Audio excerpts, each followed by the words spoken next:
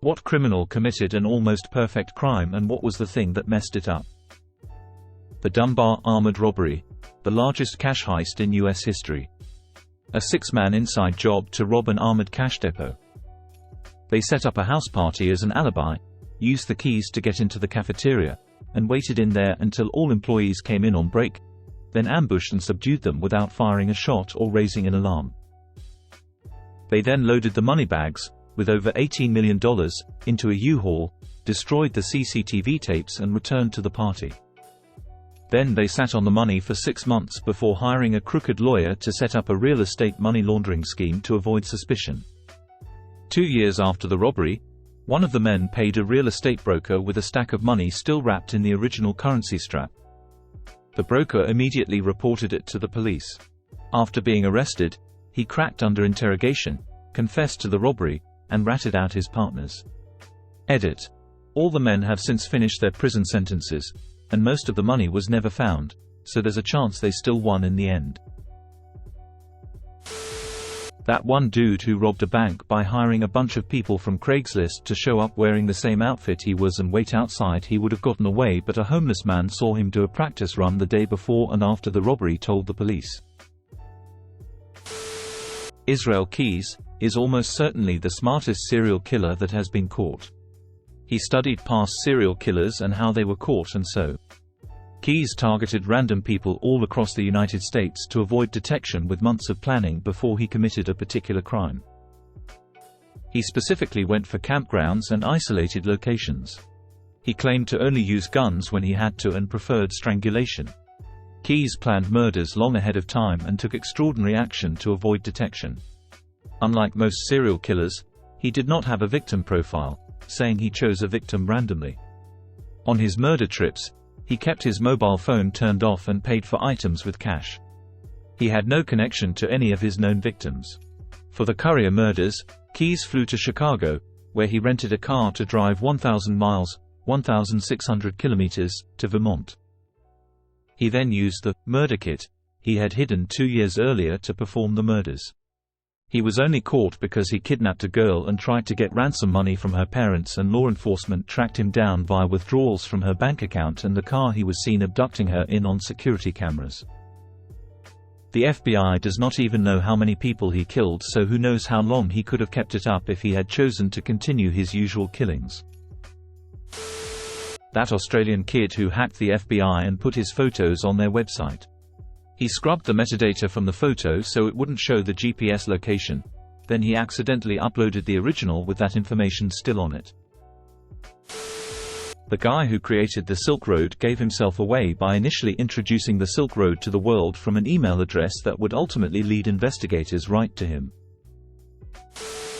The Antwerp diamond heist, the perfect heist of the century, where an Italian gang stole 100 million in gems.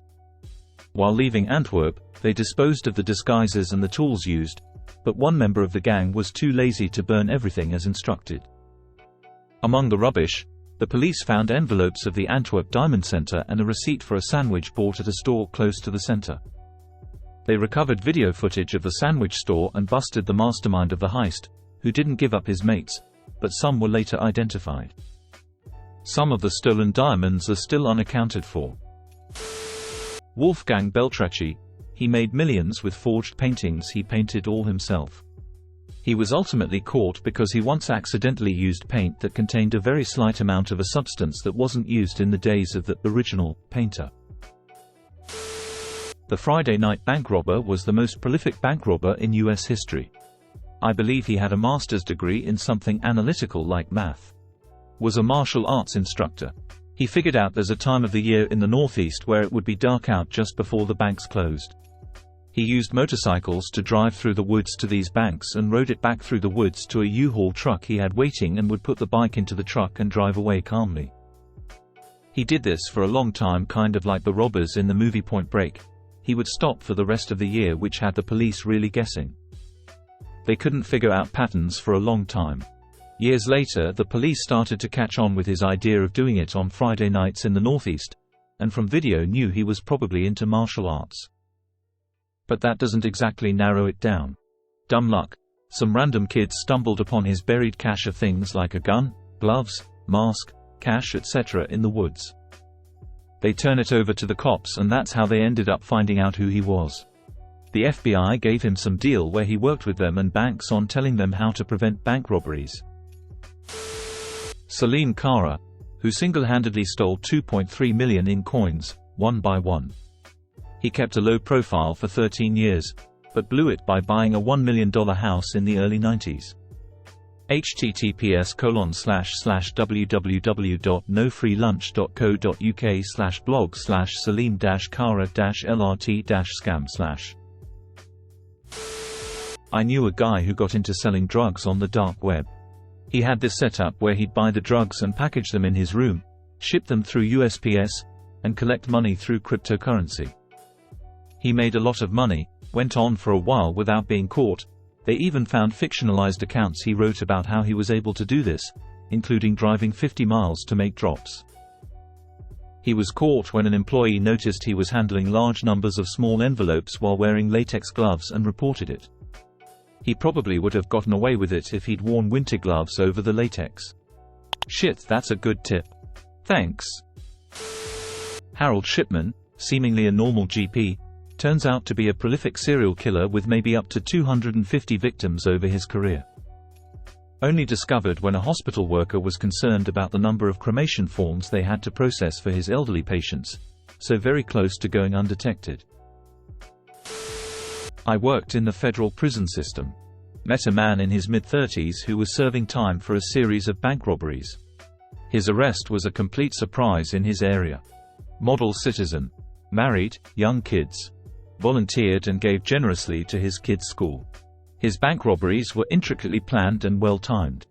One of his underlings decided to open up his own bank robbing business. He wasn't as smart and ratted out our man when he was caught, as part of his plea deal. Robert Durst. He was caught while being interviewed for an HBO series, to which he initially agreed on to clear his name.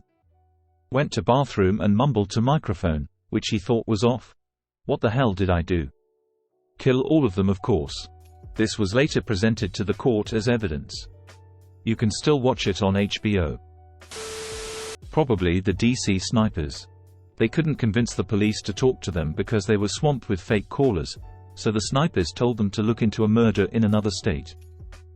This started the chain of events to them being found out, but before that the police had nothing. Nothing. The public was absolutely terrified and the police had no clue who was responsible. The You're Wrong About podcast did a fantastic job telling this story. Ariel Castro gained international attention for abducting, brutalizing and keeping 3 girls in his house for over 11 years. This was before he forgot the door unlocked one * time when he left the house, and Amanda Berry was finally able to run out and use a stranger's phone to dial 911. That's quite a bad enough story, and I could have easily stopped there and still had one of the most disturbing posts on this submission. But the investigation also found that his next-door neighbor * had abducted a girl back in the early 90s, and he still had her remains buried in his basement. He might have never * been caught, and that girl would have still been a missing person cold case, if Amanda Berry was never able to make that phone call. There's the story of Daniel Rigmaiden. He was a scam artist who defrauded the government out of hundreds of thousands in tax money. He was eventually caught, but was so confident that his methods of avoiding capture were thorough that he thought law enforcement had to have been cheating, in some way, abusing power. When caught, he turned whistleblower. This kid was smart. Per documentary IMDb, he evades the FBI for months. Once captured, he uses his time, then in prison, to investigate. His obsessive search for the truth leads to a groundbreaking discovery. Law enforcement used a secret technology called a stingray to intercept his phone calls and personal information, as well as those of millions of unsuspecting Americans. He takes his discovery public, and the revelation not only carries implications for his case, but also for the fate of the Fourth Amendment. The stingrays are cell site simulators, or IMSI catchers, invasive cell phone surveillance devices that mimic cell phone towers and send out signals to trick cell phones in the area into transmitting their locations and identifying information. When used to track a suspect's cell phone, they also gather information about the phones of countless bystanders who happen to be nearby, as a law enforcement can literally drive down any block with one turned on, having it connect to every single mobile device as it moves down the street. Mobile cell towers, essentially gathering your information without your knowledge. John George Haigh killed up to 6 people between 1944 and 1949, by either clubbing or shooting his victims, and then disposed of their bodies by dissolving them in concentrated sulfuric acid. He would then fraudulently sell their assets, properties, etc., and pocket the cash. His workshop contained no drainage, so he simply poured the remains on a pile of rubble. His last victim, an elderly victim, disappeared, and 2 days later, he accompanied the victim's friend to the police station, where police discovered his history of fraud. At his workshop, the police found papers concerning his earlier victims, and dry cleaning, jewelry tickets for his last victim. A pathologist examining the human remains found parts of a pelvis, gallstones and dentures on the rubble. Haigh then claimed he had killed his last victim, destroying the body in acid, and completely misunderstanding the legal term of corpus delicti, claimed that he could not be charged as there was no body to determine a crime had taken place. The man went to the gallows. Edit. Haigh came from a particularly devout Plymouth Brethren background, and frequently had vampiric dreams of being offered blood to drink. In his police interview, he tried to plead insanity, in the hope that he would be sent to Broadmoor asylum prison, but of course that fell through. A draft dodger, Haigh spent much of WW2 in prison, for crimes related to fraud and embezzlement. In jail, he experimented dissolving dead mice in sulfuric acid, stolen from the prison workshop. People he killed. The McSwan family. The senior McSwan was his employer. He murdered the son, then claimed that he had fled to Scotland to escape being called up for the army. As the war was coming to an end, the McSwans wondered why their son wasn't coming home, so in luring Mr. McSwan into his basement flat workshop, bludgeoned him to death, then sat him up in a chair, before luring Mrs. McSwan and doing likewise. The Henderson couple, Mr. Henderson, a formed army medic and private doctor. Haigh befriended this couple, whom had just moved into the area. At a housewarming party, in which Haigh played piano, he stole Henderson's service revolver, which he used to shoot the Hendersons with some time later. After murdering the Hendersons, he stopped at a cafe and had a brunch of poached eggs on toast and tea, before finishing off the job. Mrs. Durand Deacon, a wealthy long-time resident widow that resided in the Onslow Court Hotel in Kensington, London, where Haigh also resided. In all of these murders, he would strip the bodies and possessions of jewels, fur coats, etc., and take life insurance and conveyancing papers with him, which he would cash in on. He also claimed to have drank a pint of blood from his victims, but that is likely his insanity plea. Al Capone was doing all the crimes. And it's the tax evasion that got him. Christian Bala killed a man and got away with it, only to write a fictional book going into detail of what he did, and sales of said book went up after he was convicted. Edit.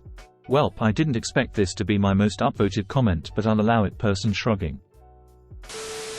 Knightsbridge robbery. The boss of the gang cut himself while breaking into the lockboxes and in the dark found out too late. There was blood all around the place, too much to clean up. He nevertheless managed to get away with $60 million and hide somewhere in South America, but at some point decided to go back to England to retrieve his Ferrari, being arrested in the process. The Indiana fertility specialist who was using his own sperm to fertilize the eggs of his patients in the 1980s. He was part of the Quiverful cult and fathered a confirmed 94 children in his home area, but it's estimated there could be over 200 half-siblings. He was found out decades later when one of his patients' children took a DNA test and found 7 half-siblings matches. He absolutely would have gotten away with it, if it weren't for those meddling kids. https://time.com/6176310/r-father-true-story-netflix/. The real answer is that there are many perfect crimes, in the sense that no one is ever arrested for having committed them. In 1969, Ted Conrad walked out of a bank in Cleveland with $215,000 in cash, equivalent to $1,700,000 in 2021, and was never caught. He lived his life as a free person in Boston before confessing to his family just before he died. Guy Fawkes. Man wanted to boom British Parliament House during a party celebration to maximize targets. For this plot, he included somebody who had a relative attending the party. This man told his relative, "Yo fam, we gonna blow this shit sky high. Don't come to school." This led to authorities foiling the plot. Joseph James D'Angelo, otherwise known as the Golden State Killer, the East Area Rapist, and the Visalia Ransacker. The guy was a one-man crime wave. In a 12-year period, he committed at least 13 murders, 51 rapes and 120 burglaries. As the East Area Rapist, he would often select his targets months in advance, conduct extensive reconnaissance, learning the routines of the occupants, and sometimes break in advance of his attack to plant his weapons and ligatures, and he would make threatening, hang-up calls in advance to create a sense of fear. I won't go into details about his attacks, but he had a whole routine and everything that he would go through. And even though the sketches of him were near enough accurate, and the criminal profile of him was dead-on accurate, for example, they correctly identified the attacker as working or having worked in law enforcement and the military, and JJD was a police officer at the time of his crime spree, they never even came close to finding him. When he was arrested, it was the first time he had ever come to the attention of the police. He didn't even have any DNA on file for them to match when that became a thing. That was how good he was at staying off the radar. The reason he got caught? Genealogical testing. You know those test kits that people get from services such as 23andMe and Ancestry? Well, the police ran the DNA samples through a database used by those services and identified his relatives. They eventually found someone closely related enough to him that they could identify him. So he hadn't even submitted his DNA for testing. One of his relatives did. The guy must have been so fucking shocked when the police showed up at his door. Susan Smith, the one who drowned her kids in her car. She claimed it was a carjacking by a black man. No weapon or witnesses. The cops had nothing but her word. It was a simple traffic light that got her. She claimed that her light was red and there were no other cars at the light. That couldn't be true with a controlled signal. If there was no cross traffic, her light would not have been red. The serial arsonist that caused like 90% of LA County's fire. He worked for the fire department. One of his fires were ruled as an accidental electrical fire and he insisted it wasn't. Someone robbed a bank a few minutes from my house and fled on a bicycle. He was in and out quickly enough that cops weren't on the scene until he had ditched the bike in the neighborhood. He had concealed his identity enough during the robbery that all the police had to go on is a male riding a bicycle carrying a parcel in the vicinity of this neighborhood. He had made it to a truck he had parked in the neighborhood without being noticed by anyone. The police had little idea what to look for, and by all measure he had made the perfect getaway. All he had to do was drive home. While attempting to leave the neighborhood in his truck, he saw a police vehicle making a patrol, and in a panic he drove his truck straight into a utility pole. The patrolling officer saw this, went to check on him and found the stolen money in his truck. The only Indian robbery you'll read this in thread. Guy robbed a bank in the 90s, took the bag full of cash. The bank was situated near a playground, buried the cash in the ground. Sat every freaking day in the ground to see the police investigation. When the heat got away, he took the bag, but did a mistake. He bought a Jeep, all in cash. The dealer reported this to the police. This is the third story in this thread which would have been solved with common sense and maybe a bit of money laundering. Charles Schmid. He murdered a teen girl for fun and got away with it, so he murdered some more. He murdered this teen girl and her little sister, who was only 13. He enlisted his best friend, I can't remember his name, to help him bury the bodies. I think they were buried for about 2 weeks before his friend cracked and told the police on him. I think Charles would have been caught sooner or later anyways. He was on his way to becoming a serial killer. The Unabomber was the target of what is still the most expensive criminal investigation of all time, and they still had absolutely nothing asterisk on him. They were looking in the wrong part of the country, for a totally different profile of person, and the few leads they were actually working on were red herrings. He got his manifesto published, and used the phrase, "eat your cake and still have it," rather than the more commonly known version. His brother David just so happened to read that manifesto and remember how Ted used that phrase. David decides, on a lark, to go through some of the stuff Ted had left at their mom's house and finds an early draft of the manifesto. David, after much soul-searching, decides to report this to the FBI, and they almost throw the lead out before deciding to actually investigate it. Anything at all in that chain doesn't happen. Ted uses a different phrase. David doesn't read the manifesto or doesn't bother investigating Ted's old stuff. Or Ted doesn't leave the draft in Mom's house, or David doesn't tell the FBI, or the FBI toss the lead entirely, and the Unabomber probably stays active to this day. There's a whole show series that revolves around Op question. I almost got away with it. There's an Argentine heist we call the heist of the century. They made a movie about it called El Robo del Siglo, where a couple of guys robbed a bank, entered through the sewers directly to the vault by digging a hole and exited through the same hole, while another guy pretended to rob people on the actual bank upstairs so no one would go down to the vault. They even did the whole thing with fake guns in case they got caught. It'd be a far less severe sentence. They got away with it for years until one of the guys cheated on his wife and she, in retaliation, told the whole thing to the police.